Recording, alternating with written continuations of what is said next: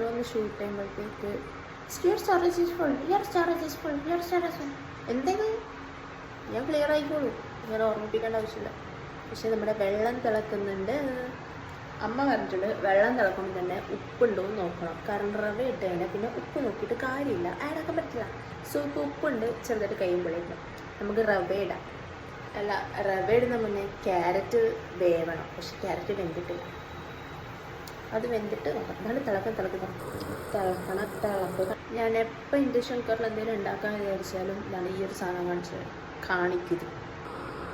ഈ മിന്നിക്കൊണ്ടിരിക്കുന്നത് എന്തെന്നാണ് എനിക്കറിയില്ല സത്യത്തിൽ. ഇതറിയാവുന്നവരുണ്ടെങ്കിൽ നിന്ന് എന്താണെന്ന് വെച്ചാൽ പറഞ്ഞാൽ.